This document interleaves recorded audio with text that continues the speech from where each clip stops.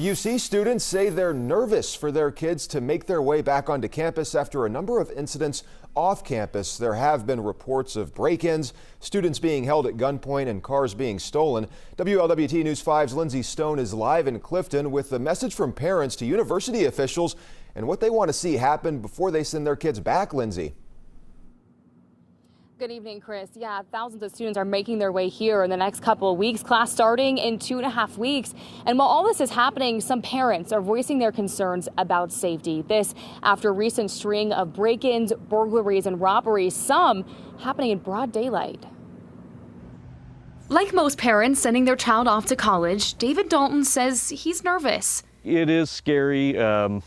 We got a lot of faith. And a recent string of off-campus incidents isn't helping as he prepares to send his daughter back to UC for her sophomore year. As I've heard it said a lot, well, it's an urban area and you just have to be vigilant. And we're kind of the point that's not good enough anymore.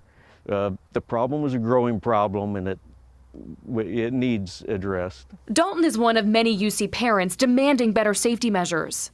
Pretty much all agree. Parents I've talked to, we all kind of agree more needs to be done as a collective from the city of Cincinnati, certainly law enforcement, both the city of Cincinnati and for the university. On Thursday, a mother posted in the UC Parents Facebook page her son was robbed at gunpoint in broad daylight just a few minutes off campus. Investigators have not named a suspect in the case, but we found 34-year-old Hassan Salihuddin was arrested yesterday at the same location for aggravated robbery after taking a victim's phone and threatening to shoot them.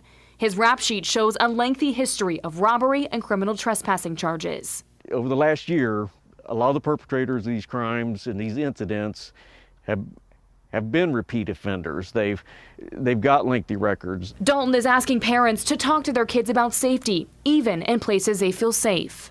We're also seeing, I think, a move from it just being like, windows smashed in the middle of the night or some things like that to, I know a lot of these last instances over the last year I've noticed are, in the middle of daylight hours and public places, just anytime, any place.